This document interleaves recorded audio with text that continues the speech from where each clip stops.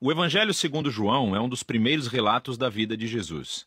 E aprendemos no final do livro que vem de um dos seguidores mais próximos de Jesus, conhecido como o discípulo que Jesus amou. Ele aparece muitas vezes na história em si, e há algum debate sobre se é João o filho de Zebedeu, um dos 12, ou outro João diferente que morava em Jerusalém e era conhecido na igreja como João o presbítero.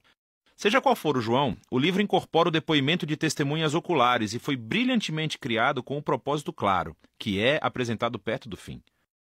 João diz que a história foi escrita para que vocês creiam que Jesus é o Messias, o Filho de Deus, e para que, crendo, tenham vida em seu nome. João acredita que o Jesus sobre o qual você lê nesse livro está vivo e é real, e que ele pode mudar a sua vida para sempre. O design do livro é muito legal.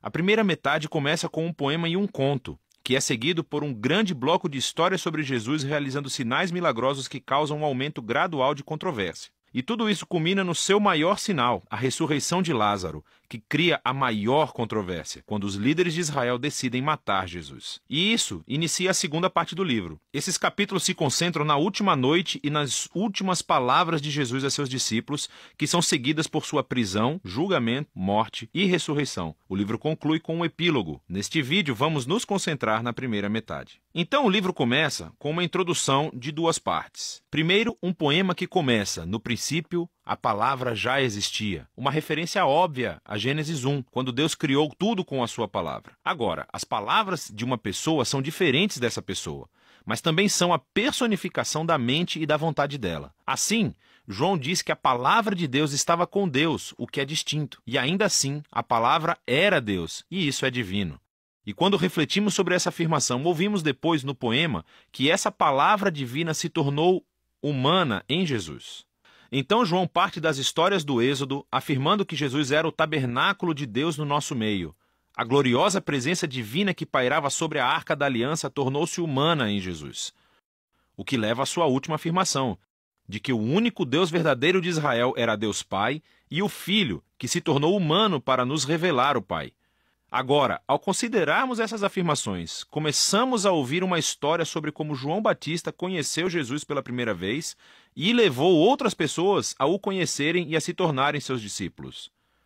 E uma por uma, conforme as pessoas se encontravam com Jesus, elas diziam em voz alta quem pensavam que ele é. E nesse capítulo, Jesus recebe 7 títulos. Esses títulos apontam para o interesse que João tem no número 7, mas juntos também têm um significado. Que esse Jesus de Nazaré, que é totalmente humano, é o rei messiânico. Ele é o mestre de Israel. Ele é o Filho de Deus que morrerá pelos pecados do mundo. Essa é uma afirmação muito grande para ser feita sobre uma pessoa, e João irá defendê-la através das histórias nos capítulos 2 a 12. Todas elas têm o mesmo padrão básico. Jesus faz um sinal ou uma afirmação sobre si mesmo, e isso resulta em mal-entendidos ou controvérsias.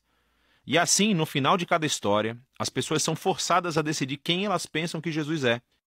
A primeira sessão mostra Jesus encontrando 4 instituições judaicas clássicas. E em cada encontro, Jesus mostra que ele é a personificação dessa instituição. Então, Jesus está numa festa de casamento e o vinho acaba. E Jesus transforma esses enormes jarros de água, algo como 455 litros no total, no melhor vinho de sempre. E o garçom diz ao noivo: "Você deixou o melhor vinho para o final", o que de fato é verdade. Mas João considera esse milagre o primeiro sinal de Jesus. Em outras palavras, é um símbolo que revela algo sobre Jesus.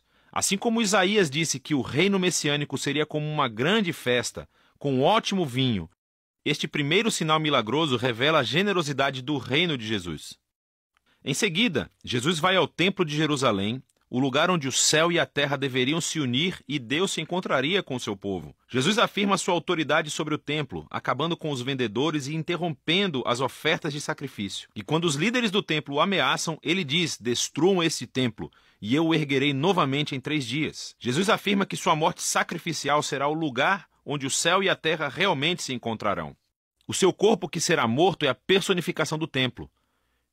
Jesus, então, conversa a noite inteira com um rabino chamado Nicodemos, que pensa que Jesus é como ele, outro rabino e mestre de Israel. Mas Jesus diz que Israel precisa de muito mais do que apenas outro mestre com novas informações. Israel precisa de um novo coração e de uma nova vida. Ou, em suas palavras, ninguém pode experimentar o reino de Deus sem nascer de novo. Jesus acredita que os seres humanos estão presos a uma teia de egoísmo e pecado que levam à morte, mas também sabe que Deus ama este mundo e é por isso que ele está aqui, para oferecer às pessoas um novo nascimento, uma nova chance de vida. A partir daqui, Jesus viaja para o norte e ele acaba em um poço sagrado conversando com uma samaritana, isto é, uma mulher não judia. E eles começam a falar sobre a água que Jesus transforma em uma metáfora para si mesmo. Ele diz que ele está aqui para trazer água que pode se tornar em uma fonte de vida eterna. Agora, em João, esse termo se refere a uma nova qualidade de vida, que é infundida com o amor eterno de Deus. E é uma vida que pode começar agora e perdurar no futuro. Depois disso, João criou outra coleção de histórias que ocorreram durante 4 dias de banquetes sagrados judaicos. E, novamente, Jesus usa as imagens relacionadas ao banquete para fazer afirmações sobre si mesmo. Primeiro, Jesus cura um paralítico no sábado, o que gera uma controvérsia com os líderes judeus sobre trabalhar no dia de descanso. E Jesus diz que é o seu pai quem está trabalhando no sábado, por isso ele também está. E eles entendem o seu significado, pois ele estava chamando Deus de seu pai, igualando-se a Deus, e assim eles decidem que querem matá-lo. A próxima história acontece durante a Páscoa, a festa que recontou a história do Êxodo com essa refeição simbólica do cordeiro, do pão e do vinho. E Jesus, milagrosamente, fornece comida para uma multidão de milhares de pessoas, o que resulta em pessoas pedindo mais pão. Então Jesus prossegue afirmando que ele é o verdadeiro pão, e quem procurar satisfação nele, descobrirá a vida eterna. Isso ofende muitas pessoas que deixam de segui-lo. Depois disso, vem um bloco de histórias que acontecem em Jerusalém durante a festa dos tabernáculos, que recontam histórias das peregrinações de Israel no deserto, quando Deus os guiou com uma coluna de nuvem e depois fogo e lhes deu água no deserto. E Jesus se levanta no pátio do templo e grita: "Se alguém tem sede, venha a mim e beba." E mais tarde ele diz: "Eu sou a luz do mundo." Ele está afirmando ser a presença iluminadora de Deus e o presente de salvação de Deus para o seu povo. Algumas pessoas acreditam e o seguem, mas outras se ofendem, e outras ainda tentam matá-lo por essas afirmações exaltadas. A história final da festa é durante o Hanukkah, a festa da dedicação. É sobre como Judas Macabeu limpou o templo dos ídolos e o tornou sagrado mais uma vez. E Jesus entra na área do templo e diz que ele é aquele quem Deus tornou santo, e que ele é o verdadeiro templo onde a presença de Deus habita.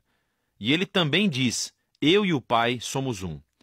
Isso deixa os líderes de Jerusalém furiosos.